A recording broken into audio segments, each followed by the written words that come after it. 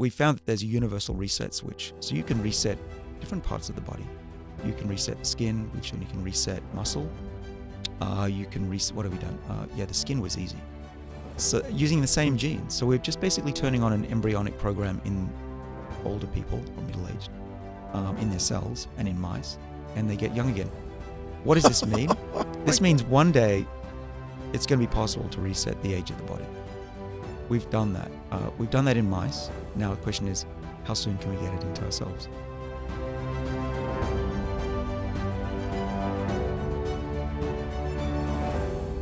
All right, welcome back to the program, everybody. I have one of the smartest men in the world here in the studio with me here today, and somebody that I enjoy his company so much. The last time he was on the show, we were both just talking about the fact that we did consume a great deal of tequila prior and during the show, so today you may even get a better program. He is a Harvard professor. He is the co-director of the Paul F. Glenn Center for Biology of Aging Research at this place called Harvard Medical School. And he is, I think, the foremost expert on slowing down the aging process on the planet Earth today, and one of my favorite guests I've ever had on. He's also the author of the book Lifespan and a bunch of other great stuff we're going to talk about today. Dr. David Sinclair, welcome back, brother. Ed, thanks for having me back on. It's good to see you. Good to see you. I'm looking at you, and I'm thinking, you look younger. And I want to know if that's a telling sign of aging. In other words, do we look our age? If we look younger, are we actually mechanically, medically, biologically younger? Yes. Really? It's really true. There was a study maybe a couple of years ago. They looked at people's biochemistry. You can now measure people's age. You can do what's called the DNA methylation clock. Yes. It's basically reading the DNA chemicals. Yep. And we can see the age. And then you can match that to how old somebody looks. And this was based on AI interpretation of age. Mm-hmm. And if somebody looked older, they generally were older internally as well. This whole aging thing, we talked about this a lot on the program before. So describe for us, because I think the foundation of your work, and you can correct me if I'm wrong, is this concept, the basic concept of hormesis. So I know what it is because I've done a bunch of reading. I've read your book and study you like crazy. But explain to everybody, what is the basis of hormesis and why does that impact aging? Yeah. Well, it's similar to what you preach, which is what doesn't kill you makes you stronger. Mm-hmm. And that's basically the biological premise here, is that we want the body to be under a state of non-complacency. In other words, I want to make everybody have their body feel as though they could die next week. So you got to trick your body. I mean, you don't want to die next week, obviously, but you want to induce this. You call it hormesis. That's what scientists call it.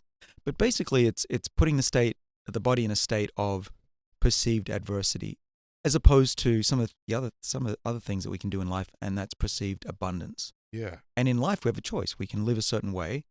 Some of them are choices of lifestyle, diet, exercise, hot, cold, even mental health. Those things can put you either in this abundant state or adversity state. And it's that adversity hormesis state that long-term is pretty much proven, and certainly in animals it's known, to extend the lifespan and keep you healthier for longer. It's not just about living longer. It's got to be healthier. And in fact, often people say, well, why would I want to live longer if I'm just going to be older for longer? I hear that a lot. And that's so wrong. What I'm about is let's prevent and treat diseases of aging by keeping the body younger. Okay. And the only way I know how to keep somebody alive for longer is to keep their diseases away. Mm-hmm. And it turns out if you're not sick and you're not depressed and you got family, you don't want to die and you don't die. So that's my goal, is to keep everybody happy, healthy, productive. When that happens, you live longer. Yeah, there's very few people. It's funny, of all the stuff in the medical world right now, there's this little community, right? Even to this day, you're one of very few people who are really spending their life studying this topic. It's fascinating. You would think that preventative medicine, preventative health, in other words, being proactive instead of treating disease, instead of preventing it, would be what everybody would be into now. But it's really still the way it was 80, 100 years ago. We just treat symptoms still, don't we? Well, doctors do. Trained doctors do. That's where it's come out of history, where you have to wait for somebody to be sick to be able to diagnose and then treat. Yeah. But we live in a world now where we can predict diseases, right, in a way that people 100 years ago could never do that. Yeah. And so it's very rapidly changing, not so much at the edge of medicine, but in the consumer health and wellness and people's education of how to live their lives. And then they go to their doctor and say, hey, have you heard about this? Or, hey, have you seen my latest blood work that I had done myself? It's so true. And that the patient is now driving the doctor for the most part. It is so true. I mean, that's exactly what I do. And I'm there's little markers and whatnot. The hormesis thing, I want to stay on that in a minute. So is intermittent fasting one of those things? In other words, you've tricked your body into thinking you're hungry. So that is a form of survival mode in your body? Yeah, it is. It is. Time-restricted feeding is a better way of putting it. Okay. Why? What's the difference? Well, intermittent. So fasting is typically longer than a day. It can go for a couple of days, 3 days. I don't do that. I find that too draining on me.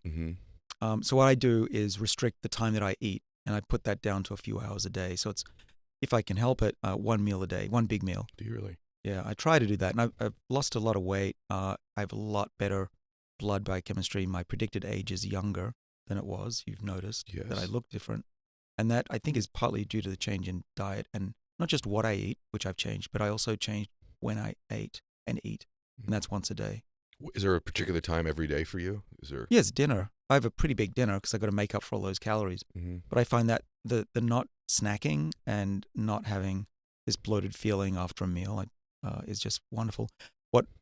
So I study myself. I'm a guinea pig, and I can measure my blood levels through these continuous glucose monitors. Have you tried one? Yes. Yeah. Just finished with one, as a matter of fact. Do you find it useful? Absolutely. Yeah. I went to the Human Longevity Center, and they had me do that. So. Right. Yeah. Well, there are some doctors that are against it. And, I tweeted out that it's like saying you're against weighing yourself on scales in the bathroom. You should be allowed to measure your body. But why would you do that? Well, I did that so I could learn what this fasting, or what I call time-restricted feeding, is doing to me. And I learned that once I did it for 3-4 weeks, my liver kicked in. My liver woke up and went, oh, I better make some sugar. And it's called gluconeogenesis. And it takes 3 weeks on average, and you'll feel hungry for 3 weeks. And if you want to get through that, then it's a wonderful state. I'm now at a state where I don't feel hungry through most of the day. Usually if I snack on something, it's a bit of chocolate or some nuts because I'm a bit stressed. But I love eating now more than I ever did. Yeah. And I can have big meals. It's only one a day. But you can go for it. I can go for it. I've gone from 100, I'm not a big guy, but I've gone from 150 pounds pre-COVID down to 133. Yeah, you're thinner than the last time you were with me, and you look younger than the last time you were with me, like noticeably. I'm curious though, like you're drinking coffee right now. I know you've drank tequila because we've drinking it together. So you do still indulge in things that most people will tell you alcohol's not very healthy for you. So you still live your life, and you can still live a long life and still enjoy it, I guess, because I'm watching you do it, the 2 times we've been together. That's true. The key is moderation. I don't have to be religious about it, or strictly religious. I think it's okay to have a drink once in a while. Don't overdo it. Don't fry your brain. Coffee, no harm in that. Plenty of goodness in that.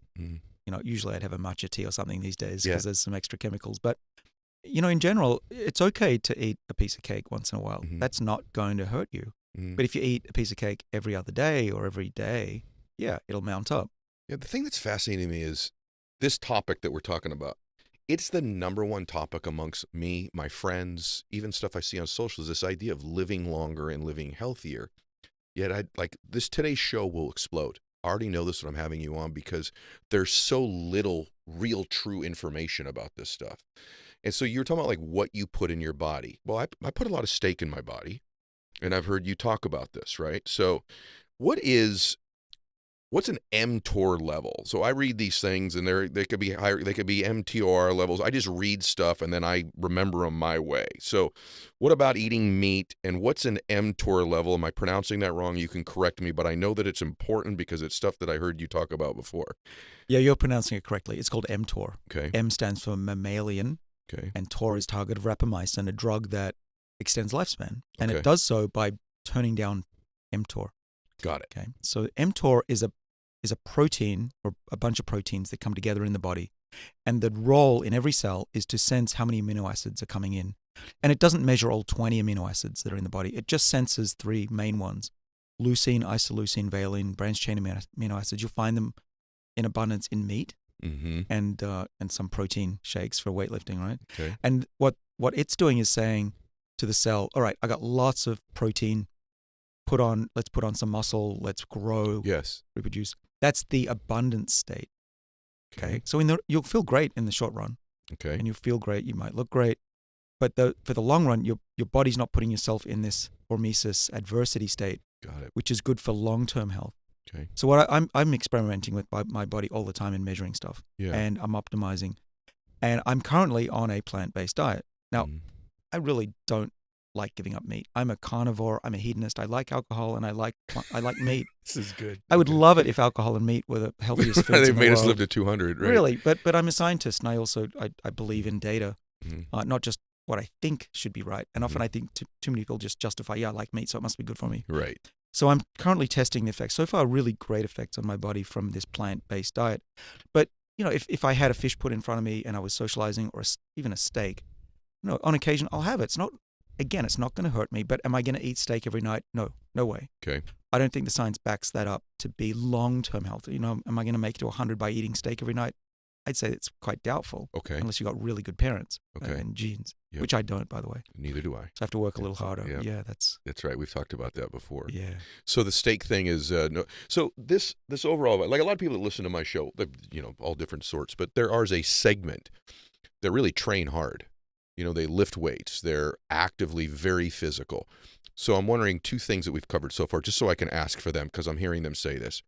One, on the idea that what I'm calling intermittent fasting, which you're calling having these smaller feeding windows, would you still recommend that for someone who's putting themselves under really strenuous exercise? I'm talking, an hour, 90 minutes a day of strenuous exercise, number one. Number two, can you get enough protein to sustain that sort of muscle tear down and rebuilding without eating meat, particularly steak and even, some sorts of chicken? What are your thoughts on those two things? Right. Well, many people have seen the documentary Game Changers. Yes, I've seen it. That's why I'm asking you. Yeah.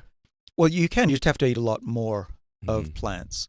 Tons of spinach, a lot, right, to make up for it. A lot. It's really quite a lot. Yeah. Or you can take some protein. But what's different about plants is they have a different ratio of amino acids that shuts down the mTOR and then protects the body. Got it. And what mTOR is doing that's beneficial is mainly what it does is recycles old protein.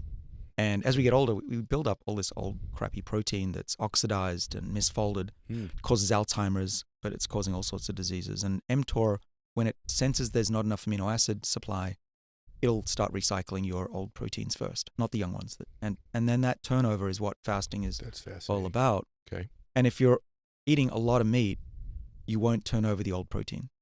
And that'll build up and build up and build up. So I think probably what we'll find the optimum is, if you allow me to speculate as a scientist, is that it's all about variety. And even if you're a steak lover or 3 meals a day plus snacks and you want to build up your body, you'll still benefit from some periods during the week or during the month of skipping meals and putting your body in a state where it does recycle those proteins and get mTOR to shut down. Because if mTOR is on all the time, we know this in animals, they live short. It's like live fast, die young. Okay. They look great, but they die young. And I'm all about having a long, healthy life. I know you are, yeah. But I think weightlifting is really important. I do it myself, not as much as I should for lack of time, but the benefits there are huge on male hormones, women as well. Okay. You don't just look good, you feel good, you have bounce in your step. Yeah. So I'm all for that. A bit of aerobics as well, of course, is essential as well to get your body into what's called the hypoxic, low oxygen state. Yes. And that will trigger the same defenses that we're talking about as fasting. And this is the theme, Ed, is that this hormesis effect, it can be triggered in many different ways through the same mechanisms. One is lack of these amino acids. The other is, I just mentioned, exercise and low oxygen. But you can also do a cold plunge. You can do a sauna. There's even hyperbaric oxygen chambers. Have you heard of these? Of course. Yes. Absolutely. Yeah. Big thing in California here. It is. Not so much in Massachusetts, but what we're doing is putting the body out of its normal healthy state for a little bit to see. When you weightlift, you're tearing muscle. Right. That's why I was hoping you were going to tell me that physical strenuous training like that is in fact putting your body in that survival hormesis type state. 100%. Okay. And there's a type of hormesis that's particularly beneficial, which I don't talk about much, so it's good to share it here. Yeah. It's called mitohormesis. Okay. So mitochondria, the power packs of the cell, they're little ancient bacteria that swim in our cells, and they can multiply, and we want more of them to be healthy. And as we get older, we have less and less of them, and they're not very active. Now, one way to trigger their activity to make them younger and more abundant is to give them some stress, give them some perceived adversity or hormesis, mitohormesis. So one way to do that is to exercise. Okay, and you'll get free radicals, damage the mitochondria. They'll go, holy crap, I don't make enough energy. I was going to say money. I can tell what's on my mind. You need both. Yeah. They don't make enough energy, and then they multiply, and then you get younger. Okay. The other thing you can do is, because you're running out of oxygen, those mitochondria get worried that there's not enough and they need to make more. But also having high barometric pressure oxygen, this HBOT, I think that it's working in part because it's also causing free radicals in mitochondria and making the mitochondria panic. So it's interesting, right? You can run out of oxygen by running, literally running, or have too much oxygen. And this, I think it's the same effect. It's those power packs of the cell getting worried that something's out of whack. Okay. And they adjust. And it's just like exercise. You get the benefits. And the same is true for all these other things that we do. If you're cold, that cold shock will boost your mitochondrial activity. Okay. So this idea of these cold plunges everybody talks about, which I've been talking about for like 6 years, I didn't do it for that reason. I did it more for the discipline of it, the breathing, I'm going to do something difficult early in the morning. It's going to wake up my nervous system. Now I'm finding out that it's going to help me get into this hormesis state and potentially live a little bit longer. I got to ask you about this because it's just stuff, the topics that I keep reading about that keep coming back. AMPK. Okay. My understanding of it is it helps. It's active somehow in lipid metabolism somehow, right? Am I getting in the right area here? It does both. Okay. Its main role is controlling sugar metabolism. Okay, so sugar. So let's just step back a little bit because you talked about glucose monitor earlier, and I know that both my heart doctor, the people who are trying to get me to live longer, they're obsessed with my ability to metabolize glucose and that whole process in the body. And so why does what does glucose do to us? Why is it important that we metabolize it well or have less of it? Does that cause inflammation in the body overall, or are there other detrimental effects in the body from glucose? Yeah, so having high blood sugar is just known to accelerate aging. There's no question about it. But why though? Why? Yeah, why? So there's a couple of reasons. There's a very simple reason and a very practical explanation, which is that the glucose that circulates in your body can be used for fuel, but it can also inadvertently get attached to your proteins. Okay. Yeah. And then when you've got this glucose attached to proteins, they malfunction. So that's part of this buildup. That's why you want to have some intermittent fasting, restricted feeding, to turn over these glucuronidated proteins. Okay. And one of the ways to measure diabetes is to measure the glucose that's attached to your hemoglobin, which is an abundant protein in your red blood cells. And doctors take that measurement, it's called HbA1c, that tells you how much glucose you've had in your body roughly for the last month. Because hemoglobin lasts in the body for about 3 months and it's turned over. And that number gives you a good idea of whether you've been eating badly and or you've got type 2 diabetes, which is the inability to utilize that blood sugar. And I don't want to interrupt you, but or trending towards, correct? Yeah. That's the big, is that not the big thing that most people that are going to go, that are having this monitor, they're not probably at type 2 yet, but they're trending in that direction if they don't do something about it. For sure. And that's why it's important to measure it even when you're young. Right. You don't want it to be going up and up and up. By the time you're type 2 diabetic, it's often too late. And so I've been measuring mine for the last over a decade now. I'll bet the vast majority of the people listening to this have never done that or do it once every 3 years in some random lab test that they do, right?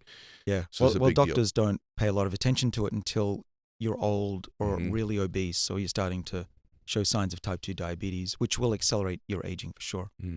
So that's one problem with glucose. It'll attach to proteins and make them malfunction, and it's a sign of type 2 diabetes. By the way, the numbers are based on the percentage of your hemoglobin that has glucose attached to it, stuck to it.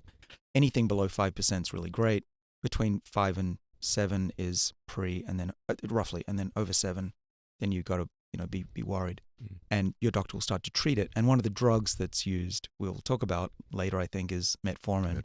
But what's also important, I think, is to understand that there's probably another mechanism to how this is working, because it's not just about blood sugar.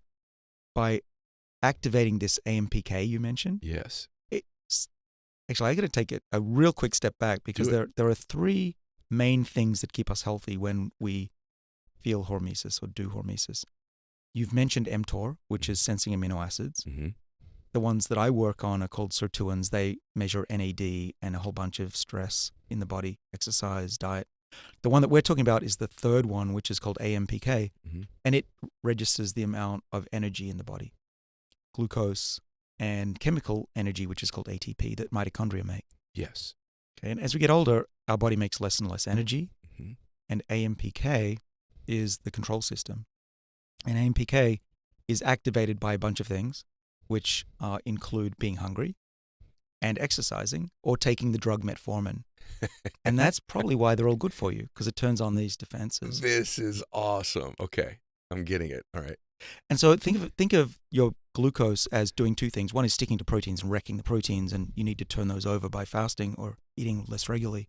But also, if you always have sugar in your body, high levels, either diabetic or you're just eating cake every day, Yes. or sugar in your coffee, what you're doing is telling the body there's an abundance right now, and your AMPK defenses are not turned on. Unless you take Metformin, which might bypass that. Yeah.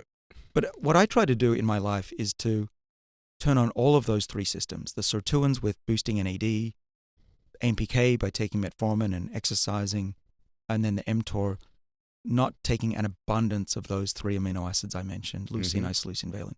And together, I think they work as a system. We know they talk to each other. Yeah. And you tweak one, the other works. We don't know what the optimal combination is. Yeah. That Right. I'm experimenting on myself as a We're guinea depending on pig. you, brother. All of humanity is waiting on you here. So let's let's go. But I want to step back in here. If you're listening to this, you're learning a ton. For most of you.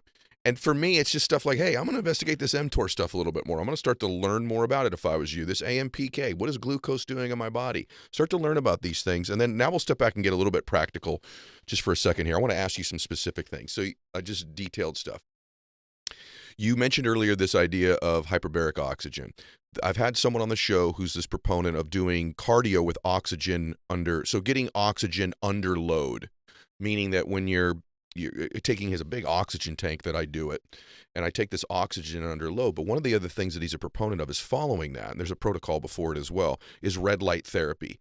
I'm wondering if you've done any reading about red light therapy, any research on it, and just straight up, what are your thoughts on red light? Because it's sort of like, I don't know if it's the new thing, but it's kind of like the new thing. Right. Well, it's my job to stay up on these things and even to try them myself. It brought a smile to my face when I was reading the science on the red light therapy. Okay. And the hyperbaric oxygen and the oxygen, high oxygen under training you do it? Yeah, under load, just load. You know, you're under stress. Got it. Yeah. So they all point to mitochondria again. Even the red light. There are scientific papers that I could pull out that show that the red light at that wavelength is disrupting the ability of mitochondria to make energy. The way mitochondria make energy is that it's like a hot potato. They take electrons and they pass them along. Red light disrupts that, and then you have low energy, and your AMPK system detects low energy and starts to give you the health benefits because it's worried that you're going to run out of energy. So light, oxygen, hunger, simulating low energy, or in some cases actually is low energy. Good. So I'm doing the right thing. So in English, in layman's terms, red light probably good. Well, for sure. I mean, it's been shown to protect against hair loss and improve skin. So there's something to it. I tried shining some red light on some nematode worms to make them live longer. It didn't work. Okay. But that was a few years ago. I think there's a lot more data now that it's likely to be working similar to exercise and fasting, but through a light mechanism, which is actually easier than these other things. And stimulating stem cells. Yeah, you can buy a cap. You can get a cap that you put on your hair. I mean, you've probably seen not you, but most people have seen. I was losing my hair and I did it. And then I've also, I lay in a red light bed. They're very expensive, so it's not something everybody can do. You can go to a spa and do it yourself, and pay every time you go. But I have actually acquired one of those beds. So have you noticed that it I doesn't have. I'll be honest with you. I've noticed. Well, I mean, everyone can judge. I noticed a little bit of improvement in my skin, but I've noticed a difference in. I think the two things I've noticed for me, and they could be completely anecdotal, right? But I've noticed certainly an improvement in my skin, but I've noticed my sleep is better. And I would say that my overall ability to sustain energy has been better. And frankly, I have not gained weight, even though my diet deteriorated since I've begun. It's not something I'm proud to admit on the show, but I'm a pretty focused guy when it comes to what I eat and I put in my body. And I've went through a little window here the last 3 or 4 months where I just wasn't as diligent or vigilant about it. And I've not gained weight. And I don't know that any of that is connected to the two, but it's certainly something that I've experienced since I've been doing it. Yeah. And how long do you spend in the light? The cycles are usually 15 to 20 minutes, and I try to do it twice a day. Oh, And my so bed that's has quite a lot. different settings, one's for immunity, one can be for energy and things like that. And I just, it's one of those things as you're doing it, you're like, am I wasting my time here? Or is there some benefit to it? So I'm glad to hear that at least the studies say that there is. Yeah. Okay, good. Well, all right, let's talk about other things we can do that are beneficial. So we'll get to practical stuff people can do. First thing is that we talked about this the last time you were here, but telomeres has been sort of one of the newer ways of measuring aging. And you sort of told me, nah, that's not it. You said my real age is younger than, or your actual age is younger than your real age. How are you measuring that? How is one measuring age now? Well, a couple of ways. Okay. I've been working with a company, and in disclosure, I am an advisor to them. Okay. Inside Tracker. They came out of MIT, saw them about 12 years ago, joined their board. I'm not on there anymore, but have nurtured this company because I really believe in it. What they do is it's a blood test. You can have it done at your local LabCorp or Quest, or even have someone come to your kitchen, which is what I do. Mm-hmm. And I do it every 3 to 6 months, and it's a dashboard on my body. And then those 40 measurements of things that I mentioned, like HbA1c, there's other things like CRP for inflammation, okay. Of course, blood glucose levels, there's testosterone, vitamin levels. It's a compendium. That's put into an algorithm that's based on how these things change over time with age for your sex and I guess your race and other things. Mm-hmm. And then it's back calculated to say, all right, compared to other humans on the planet, are you older or younger than them, the average male? Mm-hmm. So I have plotted myself for all of these parameters individually and as a compendium, as an algorithm for one score called the Inner Age 2.0 score. Mm-hmm. Where do I sit compared to other 52-year-olds that are white Caucasian? You're so young, yeah. And I'm in the top. I'm better in terms of that number of than 98% of people my age. Mm.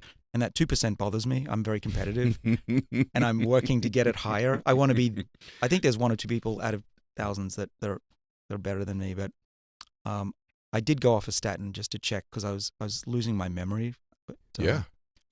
I am on a statin now. Okay. But I went off it and my cholesterol spiked. So your cholesterol did spike. It did. I mean, I need a statin. It's in my genes. Okay. My father and my grandmother have had. I'm on one as well. Oh, you are? Yeah. Okay.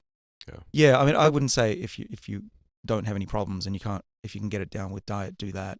Because there are effects on the brain. And one of them is memory, correct? Yeah. One of the other things, too, is that your cholesterol can get too low. Your LDL can get too low, and that's not healthy for your brain either, correct? That's really true. Yeah. And so, I'm just saying why it's 2%. I'm in the top 2%, not 1%. Right. Right. But anyway, that people are going to think I'm a little bit too competitive. But not at all. I have plotted my blood biochemistry over the years against the average human and optimized each one. And it's an experiment. It's long term. You can't just do it overnight. But I think that's what modern medicine should be, is that we're constantly monitoring ourselves, not going to the doctor once a year for a checkup where they say, how do you feel? You're sleeping? You feel like, okay, go home. That's not medicine. Yeah.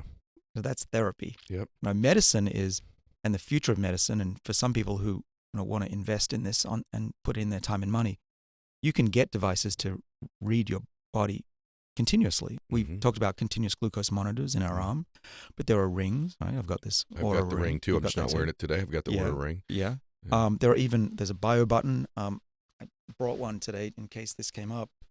I'm holding up a little gray squarish device that is maybe a quarter of an inch thick that I stick on my chest usually, and it measures my heart, my vibrations, my movement. Yep. And this thing can tell you if you're going to have a heart attack next week. Yep. Kind of important. Yes. But other things, it can even tell you if you have a cold or a flu, or whether you need antibiotics or not. And this is the future. I raise this actually as an example of the way medicine should be, which is you are monitored not once a year, but 1,000 times a second. Wow. And when that's going to be ubiquitous, then the old way of doing medicine is going to seem medieval. It's so true. And, guys, I'm fortunate enough that I have that as well. And it's things like, why do you want things monitored? Because the truth is most cancers caught early are very treatable. It's catching them late that's a problem. Heart disease caught early is treatable, like we've talked about with statins or anything like that. And I'm not making any medical recommendations, nor am I a doctor, nor am I even close to that. And that's why I want to ask you some medical stuff now, because I know that you don't feel good about a couple of the things that I do, and I want to ask you about why. So let's talk about things that we can do. So you talked a minute ago about hormone levels. And so I have been on and I know what you're going to say, but I want you to explain your point of view on this to the audience. Full transparency, the audience knows this. I've been on testosterone, some form of testosterone replacement therapy. My gosh, it's got to be 10 or 15 years. And I know that testosterone, at least in my case, negatively, we're getting real detailed here, but it can negatively impact HDL, for example. It can suppress HDL, which mine is already genetically pretty low. So there's a danger, HDL being your good cholesterol. I know that that's a negative to me taking the testosterone. Having said that, I watch friends of mine that I know that are in their 70s that have been males that have been on testosterone therapy for, say, 20 years.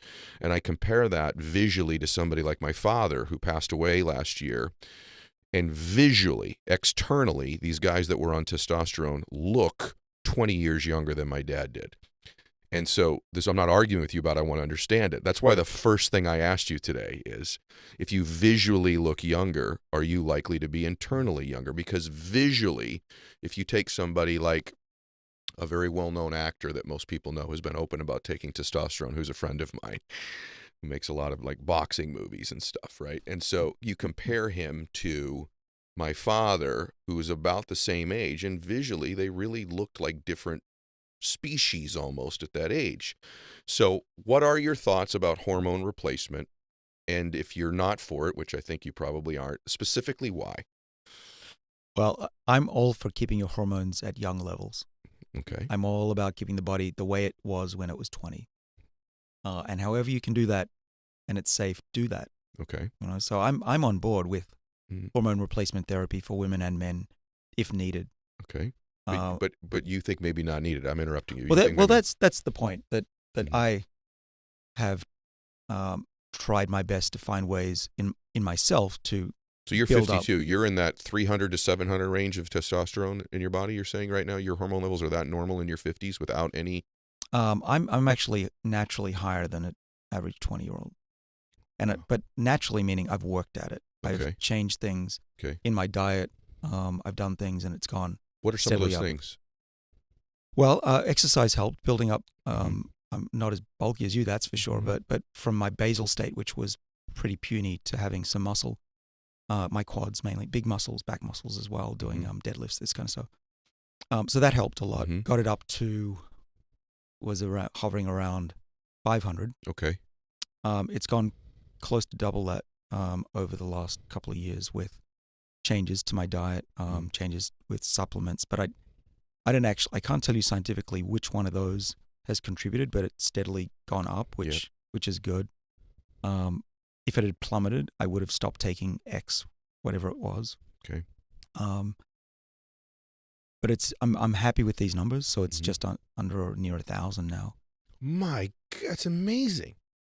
It's shocking actually, because I haven't done anything obvious. You read online what boosts testosterone. I'm not doing a lot of that stuff.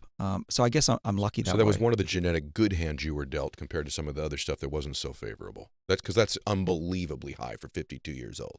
Yeah. Well, so I want to be helpful practically. So some of the things that I do this fasting has helped. I think that when I started, well, I don't call it fasting, eating once a day, one meal a day. I got you calling it fasting now. Yeah, that's okay. People know what that is. OMAT is the other way to do it, to call it one meal a day. But that seemed to help. And so also giving up a lot of fat and a lot of meat. Now, that's not going to sound good to everybody, I know. I want them to know. Yeah, but I think that's helped. And I did lose weight, and that may have contributed to, right? I mentioned how much weight I've lost. But here's the thing. I don't think it's a bad thing to supplement at all. I'm not against it. I think what you're doing is perfectly acceptable. But I heard you say something about burning the candle at both ends. What did you mean by that? Yeah. So it's an abundant signal. Testosterone is, times are good, build muscle. But then I have to look at the clinical data. And while it won't extend your lifespan, and that's really clear, there have been probably $50 million worth of clinical trials saying that testosterone won't make you live longer. It will help you have more muscle, which will prevent you falling over and breaking your bones, which is a problem for most elderly. So that's good. But there's also not a lot of downside. There's very little, if any, that I've seen. There's not more cancer. There isn't. No. Okay. No. So put it this way: it's not going to hurt you if you feel better and you're stronger and you look better. By all means, and this is why doctors prescribe it. Yeah. Otherwise, there'd be a warning. But is it going to make you live longer? Doesn't look like it, unfortunately. One of the challenges I think with it is that, for most people, if some is good, a whole bunch is better. And what I find with people that start to take hormones is you need to be, I think it can become a form of an addiction. And that you're like, well, I'm at 800, I look like this. Let me get this thing to 1500 and see what I really look like. And then there are some unhealthy things, your hemoglobin levels, things like that you've mentioned already. There are things that can get out of whack that if you're not, you're really careful with it. So that's some of the stuff. I just want to ask you that because it's been very common for women to become on, some form of hormone replacement too. And I've just, in my own case, I'm at my last labs, I was only at 400 with supplementation. And one of the negatives, I think, certainly for me, is that my own body has probably made a decision that it doesn't need to work at it anymore or produce it because I've got this exogenous stuff I keep shoving in my body. So I do know that once I've made that commitment, I'm sort of committed for life. So there are some, I'm not proponent or of it necessarily. I certainly wouldn't recommend starting it until you need to, until those levels are lower. And here I am telling you what I propose, which is a really fascinating part of the interview. So we've got that. How about any of the peptides? So I'm curious about growth hormone. Yay or nay? Nay. Nay. Why? Well, because there's a lot of evidence, both human and mouse, that when you have low amounts of growth hormone, you live longer. And well, again, it's this abundance versus adversity. You'll feel better with growth hormone. You'll heal better. But long term, all the evidence points to the opposite, that having low levels of these growth signals is better for you. Tumor-wise as well? This mTOR pathway thing, the other part of it is its impact on tumors, right? Isn't there some relationship between those two things with tumors? And does growth hormone impact the size of a tumor? Is it telling everything in your body to grow, for example, potentially? Potentially, but fortunately, there's not a lot of evidence that growth hormone does cause cancer. Okay. So I would say that but again, could it cause a cancer in your body to grow potentially? Well, if you've got one, yeah. That's part of the downside of all of these treatments is that it's all fine until you get a tumor, and then you could actually help the tumor. Do you feel the way about testosterone, or are you saying that about growth hormone, or both? Growth hormone more. Okay. Testosterone, I think that it's fine. Okay. I know this is stuff you don't normally get asked. That's why I wanted to go there.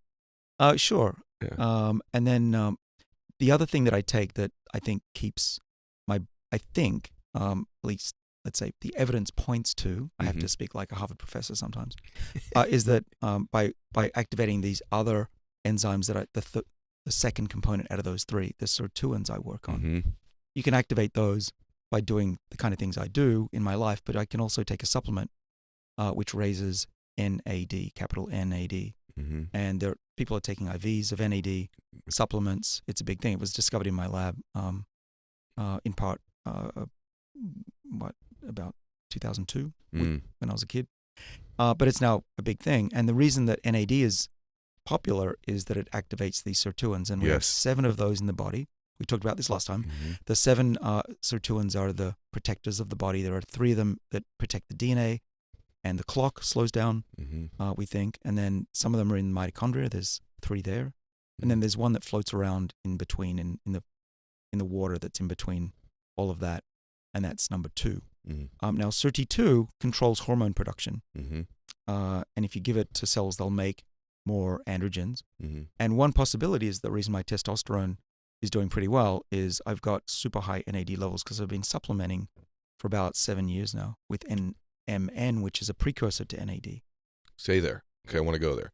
So that was the next thing on my list was NAD. So of the people that I know that look freakishly and unusually young for their age that I have met in, say, the last 36 months, I cannot get over how many of them have told me that I'm on NAD and I'm on Metformin. And I'm talking about everywhere from a gym to a golf course to a business meeting. And I'm talking about visually, shockingly looking young people. Mainly people in their 50s that look like they could be in their 30s or early 40s to me. So when you say NAD, do you believe in the IV therapy? Do you believe in the stuff you can inject with subcutaneously? Or are you speaking specifically about this precursor that you were referencing? Well, what I believe, doesn't so much matter, but the scientific evidence points to taking a supplement every day, a gram of NMN, which is this precursor, stands for nicotinamide mononucleotide for the aficionados. Just swallowing one of those, or 1,000 milligrams, is enough to double your NAD levels in the bloodstream, and triple it if you take 2 grams. Now, I'm 52, so if I'm an average human, I would have half the levels of this NAD molecule than a 20-year-old. So doubling it is the goal for me. So I've been taking a gram of NMN, swallowing it every day for, the last, whatever it is, dozen years, 7 years at least.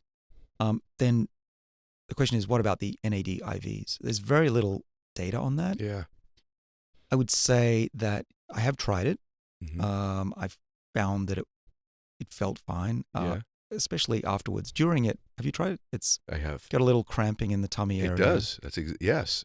And I found that on the IV, and also I've taken it sub-Q, and I get a real burning, uncomfortable sensation in my stomach. It's ironic that you say that. Yeah. It's exactly my experience. Yeah. So there's some evidence that it's good for treating addiction, but really no solid scientific evidence that it helps in other ways yet.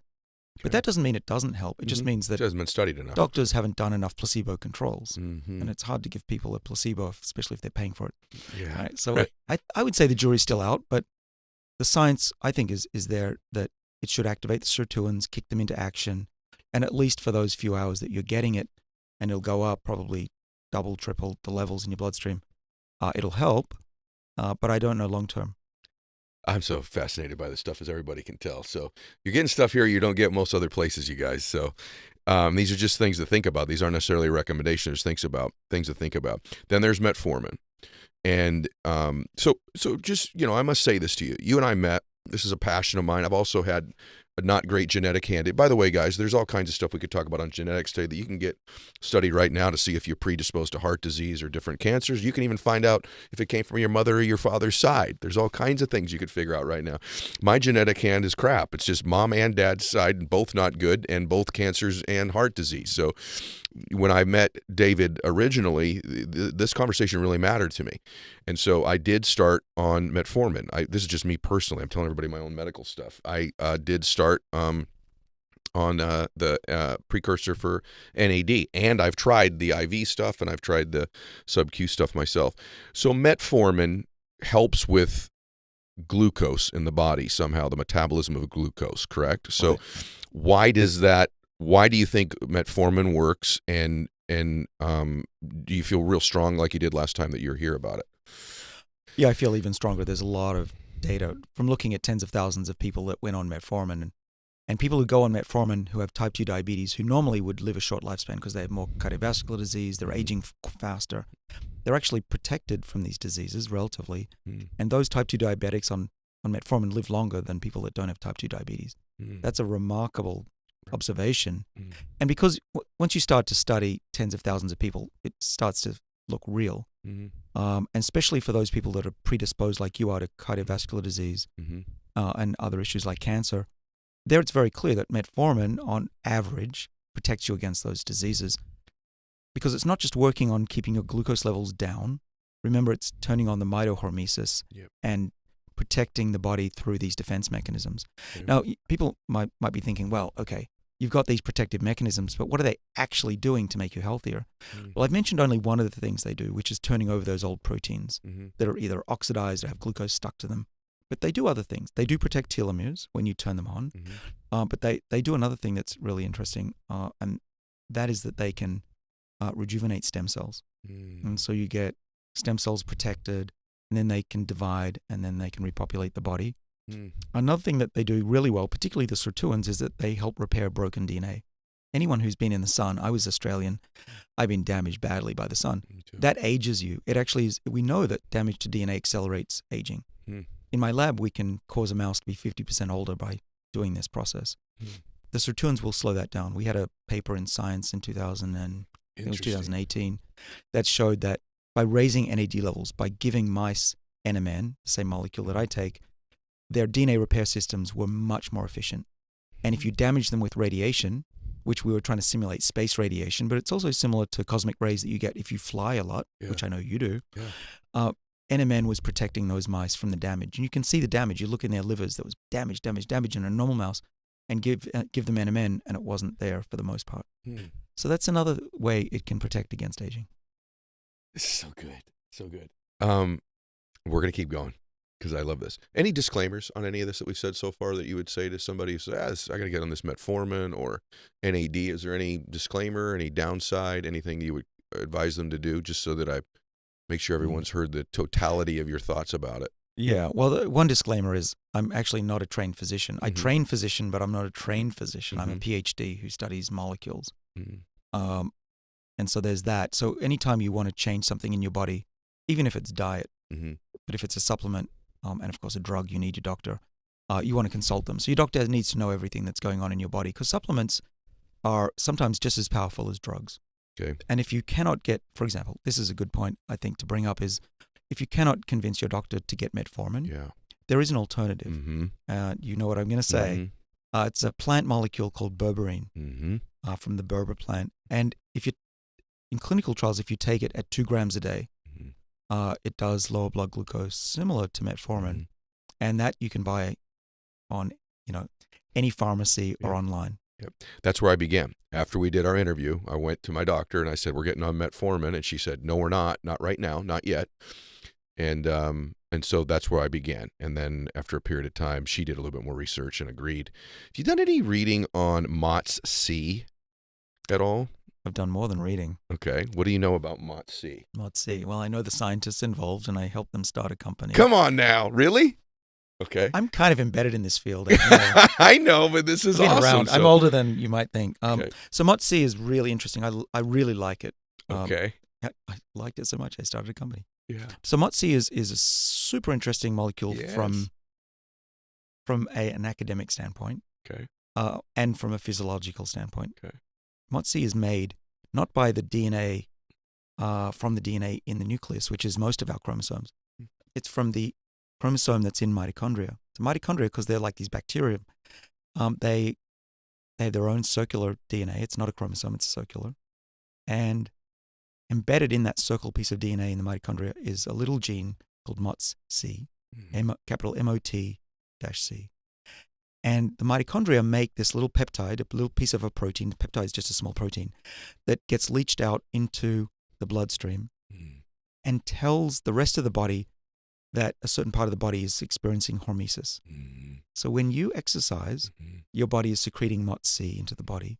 And MOTS-c is really small. You can synthesize it, and you can even get it. I don't know if it's still available in the US, but it's in clinical trials right now in this company. It's called COHBAR, C-O-H-B-A-R. Okay. And it's looking promising as a treatment for fatty liver, but hopefully other age-related diseases. Maybe even plaque removal and stuff like that, right? And there's all kinds of fascinating stuff. So I'm so glad that we got a chance to talk about all this stuff today. Okay, so some practical stuff just for a second, or exciting stuff. CRISPR.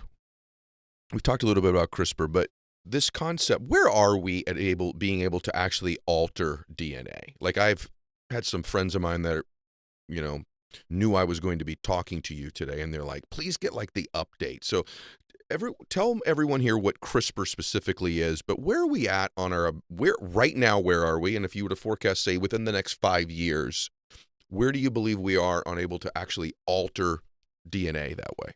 Yeah. Well, right now it's possible to add genes to humans. We've cured, not we, but scientists and doctors have cured genetic diseases that way. Incredible. Blind people are seeing again. Yes. But it's only small, it's thousands of people, it's not millions yet. But we are getting better at it. And eventually, probably certainly in this decade, we'll see people being able to add genes to their bodies more commonly. But CRISPR is different. CRISPR is not adding genes, it's actually changing your genetic makeup permanently. And so where we're at is there are some genes or some studies that have shown that it works in humans. You can correct sickle cell anemia and fix that. That one's a little easier because it's in the bloodstream. Trying to fix Alzheimer's with CRISPR is going to be a lot more challenging. The blood is easy to access. And the way we do it is we put a CRISPR system, which is an enzyme that you can direct to change the DNA with a barcode. So our DNA has different letters. There's 6 feet of this DNA molecule in every cell. And there are these 4 letters, A, C, T, G.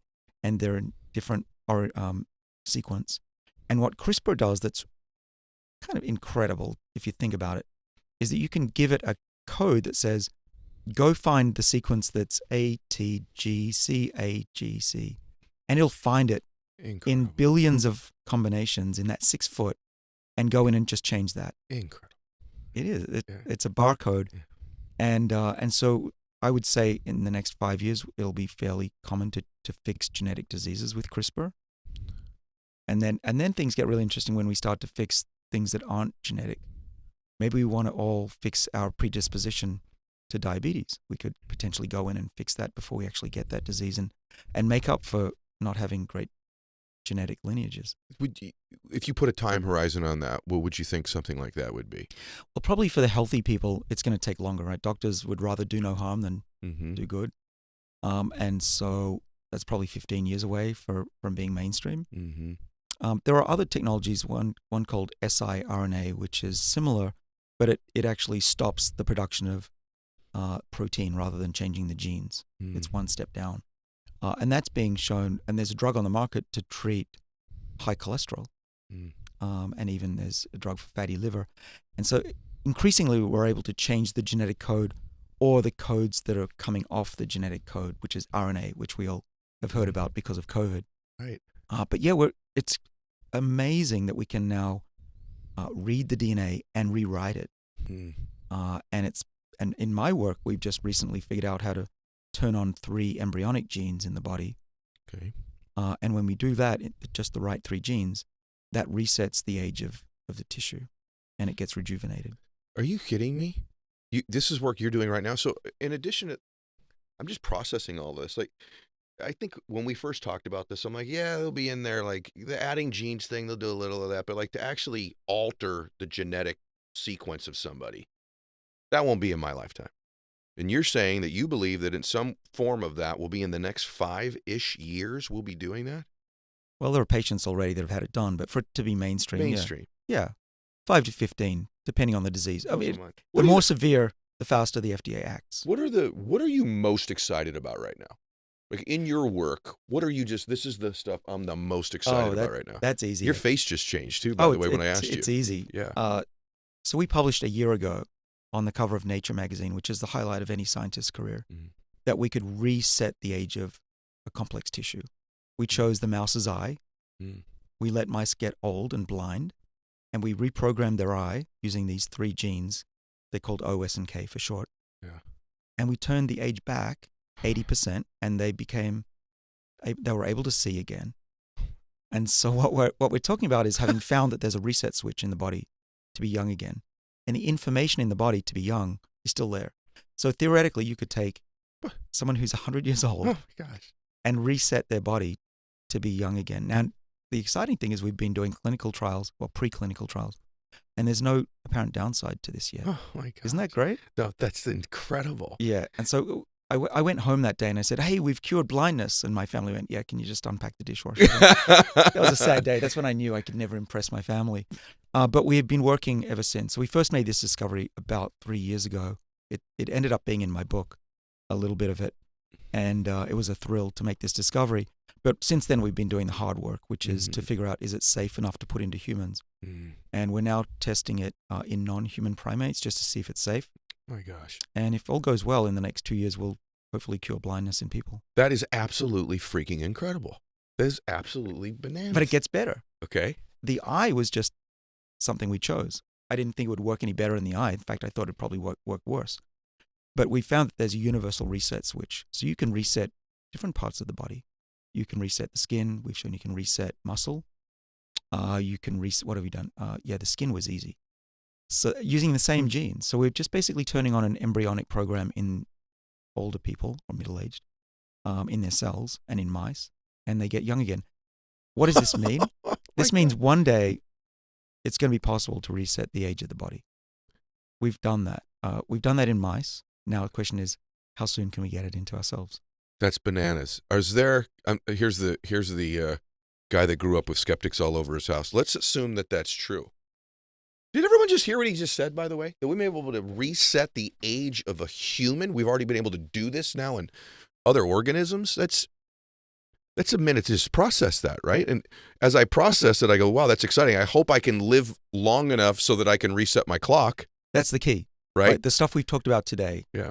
The eating, the exercise, what's the other thing? Hot, cold. These are designed, and the supplements, to keep us all alive until this technology becomes available. Because it's not just one thing to slow down aging, which we can do pretty easily just by doing these lifestyle changes, but to reset the age. There's a study from UCLA that showed. Jeez Louise, that's crazy. It gets crazier. There's a study by Steve Horvath and Greg Fahey. It was published during the first few months of the pandemic. They treated people for a year with a combination of metformin, a bit of growth hormone, and DHEA to offset some of the problems with growth hormone that can cause type 2 diabetes. And they found that when they measured the clock of the body, it went back by about 2 years. And at the time, I thought, yeah, okay, 2 years, that's not a lot. But then I started thinking, if you could do that every year. Right. That'd be pretty interesting. You're literally aging in reverse. Right. And now, I don't know about immortality. I'd just be happy with an extra 10 years of healthy life, or even 2 years. But we're at a point now where we're able to control aging pretty easily. In my lab, we can drive aging forwards and backwards in mice at will. Aging is malleable now that we have an understanding of how it's controlled and what causes it. And we even have mini brains in the lab. We can take human cells. So, Ed, I can take your skin cells. I can make them into stem cells that are pluripotent, meaning I can make anything from you. If I wanted to, and this is not kidding, I could make a sperm out of your skin cells and an egg and fertilize that. So you can clone me. I could clone you. I won't do that because it's illegal, but biologically we could do that. My gosh. I'm going to get all sorts of phone calls. You now. are. There we go. I'm going to get the emails too. Hey, can you clone me? Yeah. No, but what's important is I can make mini organs from you and test drugs. And what we're doing in the lab is we have. Wow. Yeah. Personalized medicine. Yeah. Wow. So when you come to my lab, and you have to promise you're going to come, I'll show you. We grow these mini brains in the lab, and we've got them from people that are predisposed to Alzheimer's or not, and we have a way to age those brains so that they're now 80 years old, even though they're only a few months old, and they lose their ability to fire electrically. They become demented in the dish, little mini brains. On Instagram, I've shown some photos of these. They're pretty cute. And so we give them Alzheimer's and dementia in the dish. And then what we do is we have the system to turn on those 3 embryonic genes, OS and K, and those brains go back in age. But here's the cool thing. Alzheimer's goes away. They get the electrical activity comes back. Now we do this in a mouse. We make the mouse older, just let them age out, or we accelerate it. And we've been now reversing the age of those brains in the mice. And you can guess what happens. They get their memory ability to learn back. Unbelievable. Do you hear what you're saying? It's unbelievable. Well, this is my day job, so it doesn't seem that exciting, but it is when I talk about it. It's the most exciting stuff. Listen, we're in this time where there's all this doom and gloom about, our wellness and health and the pandemic and all these other things. And it's stuff to be very cognizant of and pay very close attention to. But right at the same time, I feel like Sergey Young and I were talking about this too, who I know you know Sergey and like Sergey as well.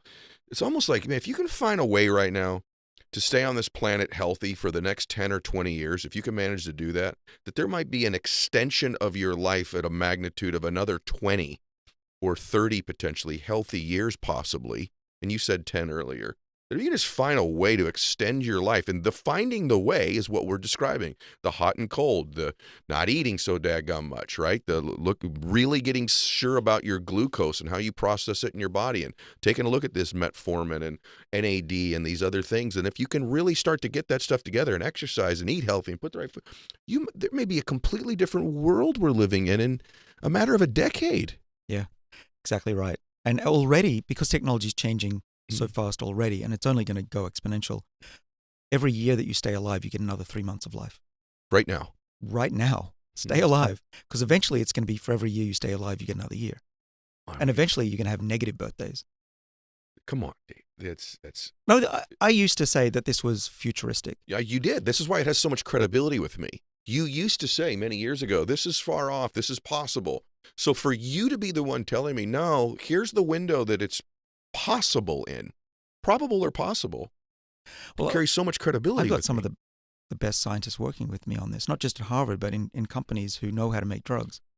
So this isn't just, one day it'll happen. There's investors. Yeah, sure. Other investors have jumped in. So Jeff Bezos and others have put large amounts of money. There are billions now to figure this out. So even if I don't make it, I God willing, I don't have a heart attack. But if I do, the genie's out of the bottle. This is going to happen. It's just a question of when. Yeah. What it means to be, I'm just thinking myself as you're talking, what it means to be a human being is going to potentially be a very different experience within a decade. What it means, and all of the just the pain and suffering so many people have gone through in lives with cancers and heart disease and losing people that are still here to Alzheimer's and things like that, to think about the quality of life. And people ask me all the time, I was just on a call before we did this with a coaching group I have with all of the stuff going on in the world right now, and I told them I'm optimistic. I'm optimistic about humanity. I'm optimistic about life. I'm optimistic about our world. And that's not Pollyanna. I have reasons to believe it. And, you, my friend, are one of those reasons. I just learned from you and feel so inspired by you. Is there a negative to people living so much longer? I think of things like food supply or things like that. Do you ever think about those things? Like, we got to be really careful here because there might be an issue we've not factored in. In other words, do other technologies need to be keeping pace if humans are going to live longer? Yeah. The answer is yes, and that's the subject of my next book, actually. How do we get out of this mess that we're in? This mess that we're in of living longer and the mess that the world we've created. Okay, got you. Of the stress and the bad food around us.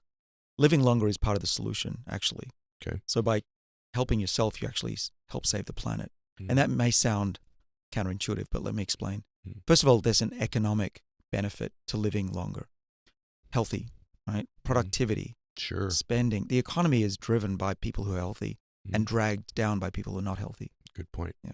And we did the calculations. By we, I mean a couple of brilliant economists in London, and I was just the third wheel. But they calculated that if you could just extend lifespan by 1 year, let's say everyone went on Metformin who could take it, then the savings in the long run to the US would add up to $86 trillion. If you extend it to a decade, it's $365 trillion with a T dollars. This is more money than you can get by doing anything. Save stopping all military spending, which we wouldn't do. But that kind of money can be put towards solving issues like climate change, food supply. Sure. And the other thing that I do, and I don't often mention this because it's often not the subject that people want to hear about, but I also work on other problems on the planet. I have a company that detects viruses and bacteria, can diagnose anything from your blood. That's just one. But the one that's relevant that you reminded me is, I co-wrote a patent on the plane over here to California from Boston to preserve fruit. And so the same molecules and coatings on fruit that, the same molecules that work in our bodies also work in plants. In fact, plants make most of these molecules that we ingest. It's one of the reasons I eat stressed out plants, because they make these molecules. Long story short, I'm hoping to extend the shelf life of fruit around the world, and there's a huge amount of fruit and vegetables that are thrown away every day. Perishes. Yeah. You're remarkable, brother. Is there something that keeps you up at night that you worry about? I don't get kept up at night worrying. I get kept up at night working and talking to people. I do worry a bit that I'm not going to achieve my life's goal, which is to have a medicine that helps millions of people. That would satisfy me. I don't care about prizes and all that stuff. I've won a few and it doesn't do anything. What I'm hoping for is for a little vial of a drug, some medicine that saves millions of lives. And then I'll be happy. And I'm guided by a mentor of mine, Philip Sharp, who is at MIT, and he actually literally won a Nobel Prize. Does he have his Nobel Prize on the wall? No. Wow. He has a little vial of the drug that he made. And that's what he tells me is important to him. That's so good, David.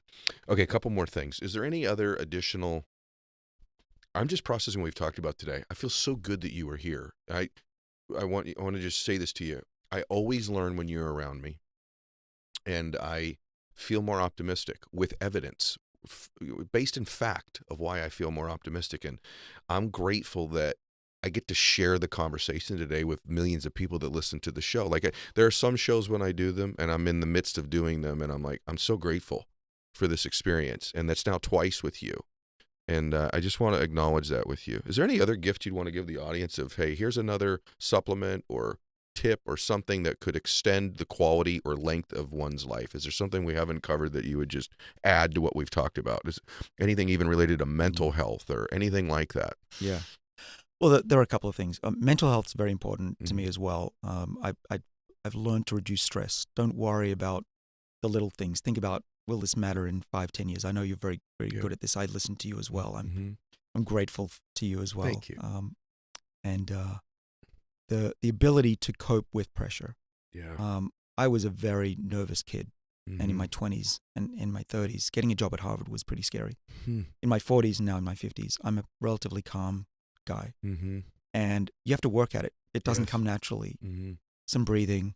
I'm more recently now trying meditation at night. Oh, yeah. Just for a little bit, just for 15 minutes or so a day. But I find that I can even get by with less sleep. I have what's a helmet and a headset that helps me. I'm not very good at meditation because my mind is everywhere. I imagine. But it's called BrainTap, and I have no connection to them, but I like it. BrainTap has headphones. You listen to calming music, and it's shining light in your eyes at frequencies that get you to calm down. So mental health, very important, because if you're always overly stressed, a little bit of agitation's good, right? Gets us going. But if you have cortisol coursing through your veins, it will accelerate aging. Okay. The other thing is I'm working on democratizing another type of test for age, which is your true biological age, which is measuring the chemicals that are on DNA that actually determine biologically how old you are. And it starts at conception, and it ticks away even when you're young. And I can basically take a blood test or a cheek swab from you or anybody and predict how old you are, but also when you might die if you don't change your life.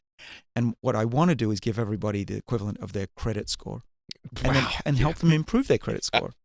Right? So you got this number, and here's what we think you should do given everything we know about you. And that way, just coach millions of people into a healthier, longer life. And we do have a sign up, so that's my gift. You can get, so we're developing this test, and it's going to be a lot cheaper than anything. We've just filed a patent that brings the cost down by a couple of orders of magnitude. The website is called tallyhealth.com. So get on that list, and I'll contact you, and we'll see. So tallyhealth.com, and that's the latest spin out from my lab. But I think that in the same way medicine will help millions of people 5-10 years from now, this will be soon. And that, this coaching that we do, I love touching people's lives now, not just saying, in 5 years, I'll get back to you. Yeah. You're doing that. You did that today. Here's one thing I just recommend everybody. I'd stay close to Dr. David Sinclair. So I'd follow his social media anywhere you can get it. I'm just telling you that I think he's one of the most important humans on the spinning earth right now. And I feel stronger about it today than I did even before today. And I've already told, millions of people about you prior to today. So thank you for today.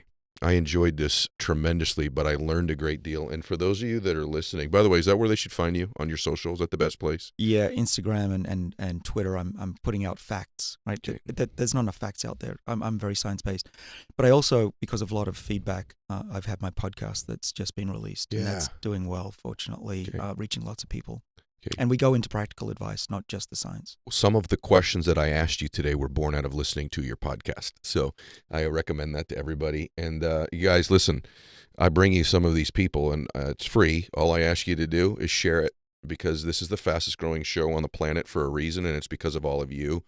And it's because I'm blessed enough, because of all of you, to get you access to some of the most interesting, fascinating, and inspiring people in the world that can teach you to live better, longer, and happier, more productive lives. And so we accomplished that today, David, so thank you.